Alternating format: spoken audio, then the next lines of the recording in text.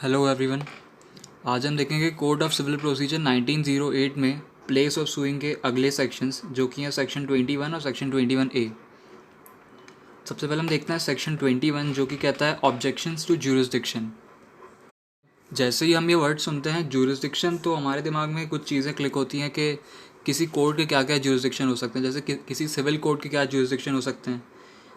सबसे पहला होगा एरियल ज्यूरिसडिक्शन, फिर पिक्यूनरी ज्यूरिसडिक्शन, एग्जीक्यूटिंग ज्यूरिसडिक्शन या फिर स्पेशल ज्यूरिसडिक्शन हो सकता है, सब्जेक्ट मैटर ज्यूरिसडिक्शन। ये कुछ टाइप्स के ज्यूरिसडिक्शन होता है किसी भी सिविल कोर्ट के।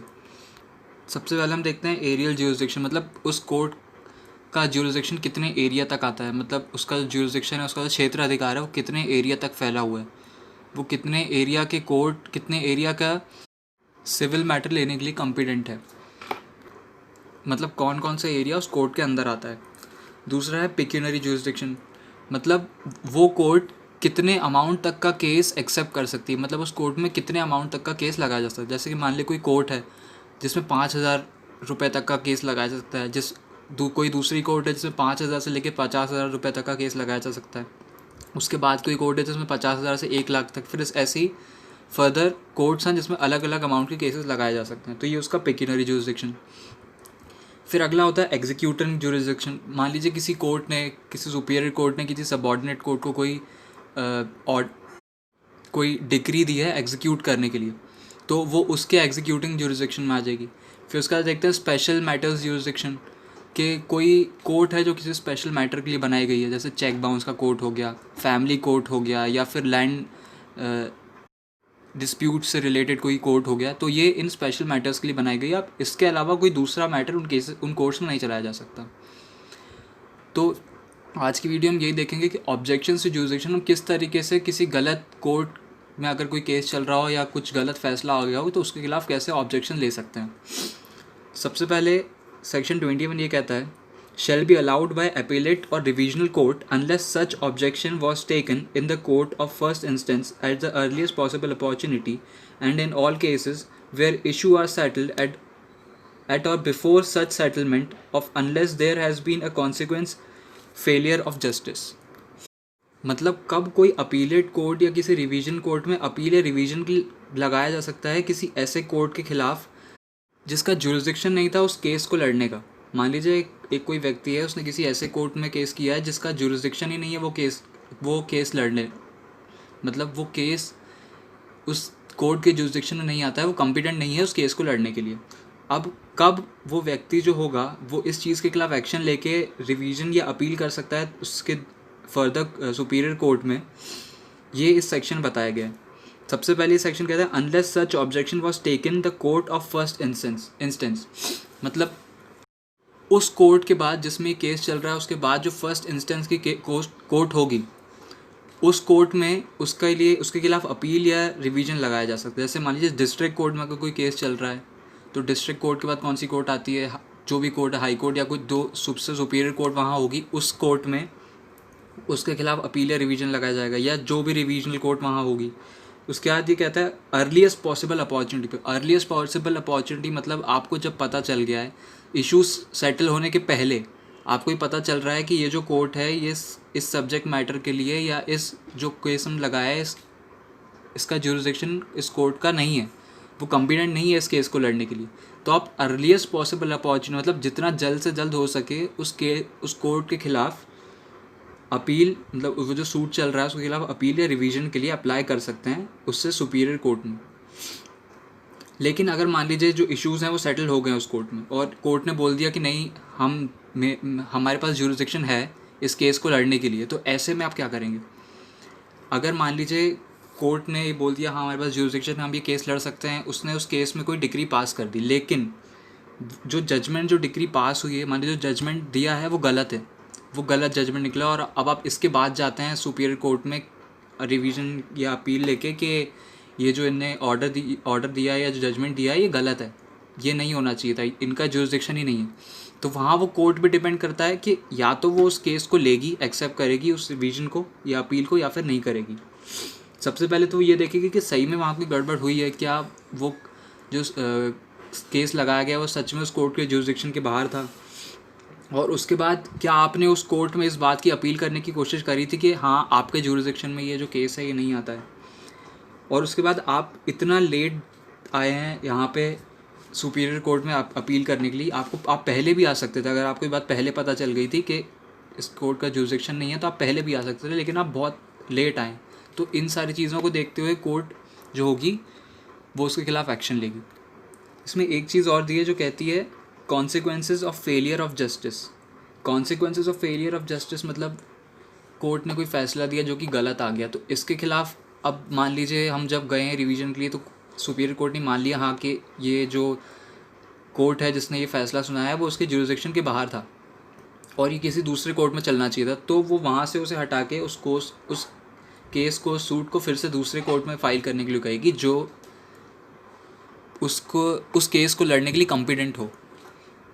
अब जैसे कि मैंने उससे पहले एक चीज़ बताई थी कि मान लीजिए आप जो निचली अदालत थी, जो कोर्ट था जिसमें आपने केस सूट लगाया था, उसने अपना जुरिसडिक्शन समझ के उस केस को चला लिया और सूट को आगे फर्दर प्रोसीडिंग कर दिया, और उसमें उसने कोई डिक्री पास कर दी जिसमें कॉन्सिक्वेंट फेलियर ऑफ जस्टिस हो गया। मतलब उसमें जो ऑर्डर या जो भी उसने डिग्री पास करी है उसमें फेलियर ऑफ जस्टिस हो गया, मतलब वो सही नहीं थी, वो गलत डिग्री पास हुई है। ऐसे में अगर आप किसी सुपीरियर कोर्ट के पास जाते हैं और उससे जाके बोलते हैं कि ये जो निचली अदालत ने ये जो डिग्री पास करी है, ये जो जजमेंट दिया है ये गलत है, तब वो आपकी बात सुनेगी। लेकिन अगर आप पहले गए और कोर्ट ने ये बात बोली कि मान लेते हैं जो 3 जुरिसडिक्शन के बेस हैं, जैसे कि प्लेस ऑफ सुइंग या फिर जो एरिया जुरिसडिक्शन है या पेक्यूनियरी जुरिसडिक्शन है, इनमें से कोई एक फुलफ़िल नहीं हो रहा है, वो जो केस है उस कोर्ट के जुरिसडिक्शन के बाहर है, लेकिन जो उसने जजमेंट दिया है, जो उसने डिग्री पास करी है वो बिल्कुल सही है, तो ऐसे मामले में जो रिविजनली अपीलेट कोर्ट होगी वो आपकी जो एप्लीकेशन होगी रिवीजन अपील की उसको खारिज कर देगी, उसे नहीं मानेगी। वो तभी उस अपील या रिवीजन को सुनेगी और मानेगी जब जो ये 3 पॉइंट्स हैं ये फुलफ़िल हों और फेलियर ऑफ जस्टिस हुआ हो उस सबऑर्डिनेट कोर्ट के ऑर्डर में या उसके जजमेंट में। इसमें एक चीज़ और देखेंगे हम कि सेक्शन 21 में एरिया वाइज जुरिसडिक्शन दिया हुआ है, पेक्यूनियरी जुरिसडिक्शन दिया है, एग्जीक्यूटिंग जुरिसडिक्शन दिया है, लेकिन इसमें कहीं स्पेसिफिक जुरिसडिक्शन या सब्जेक्ट मैटर जुरिसडिक्शन के बारे में नहीं बताया गया, क्योंकि ये चीज़ ऑलरेडी मानी जाती है कि जो सब्जेक्ट मैटर जुरिसडिक्शन है वो उसमें इंक्लूडेड है। अब कोई भी जन किसी फैमिली कोर्ट में कोई प्रॉपर्टी का रिलेटेड कोर्ट केस लेके या चेक बाउंस का केस लेके तो जाएगा नहीं, और ना वो कोर्ट उसे चलाएगा। तो ये चीज़ अंडरस्टूड है कि ये कॉमन सेंस में आता है कि कोर्ट जिस सब्जेक्ट मैटर का जो कोर्ट होगा वो उसी कोर्ट में चलाया जाएगा। अब इसके बाद हम देखते हैं सेक्शन 21A, जो कि कहता है bar on suit to set aside decree on objection as to place of suing. मतलब मान लीजिए कि कोई 2 केस चल रहे हैं, A और B अलग अलग कोर्ट्स में, और दोनों जो पार्टीज़ हैं वो सेम है, XY इस तरफ भी और XY उस तरफ भी। अब मान लीजिए जो A कोर्ट में जो केस चल रहा है उसमें पहले जजमेंट आ जाती है, उसमें डिक्री पहले पास हो जाती है, और उसकी जो डिक्री है वो हम दूसरे कोर्ट में यूज़ करते हैं उसके जजमेंट को इन्फ्लुएंस करने के लिए। लेकिन वहाँ जो सामने वाली पार्टी है वो ये कह देती है कि जो ये जो डिक्री जो फॉर्मर सूट में पास हुई, जो पिछले कोर्ट ने पास करी है, वो कोर्ट तो उस कोर्ट का तो जुरिसडिक्शन ही नहीं था, वो तो ये इसमें कुछ जजमेंट दे ही नहीं सकता था, वो ये डिक्री पास कर ही नहीं सकता था। तो अब इस चीज़ पे बार लगा दिया जाएगा, मतलब अब ये चीज़ वैलिड नहीं रहेगी कि आपने अब जब उस चीज़ पे सामने वाली कोर्ट में आप वो लगा रहे हैं कि जुरिसडिक्शन नहीं है, ये आप अब नहीं बोल सकते। जब पहले वहाँ केस चल रहा था फॉर्मर कोर्ट में, तभी आपको ये बात उठानी थी कि ये जो कोर्ट जहाँ ये केस चल रहा है ये इसका जुरिसडिक्शन नहीं है इस केस के लिए। अब जब हम दूसरे कोर्ट में जो सूट चल रहा है वहाँ पे जब इसकी डिक्री यूज़ करते हैं और तब अगर आप बोलते हो कि जुरिसडिक्शन में नहीं है, तो ये बात को नहीं माना जाएगा, इससे नल एंड वॉइड कर दिया जाएगा। जैसे कि एक पहले हम बेरा की लैंग्वेज देखते हैं क्या कहता है।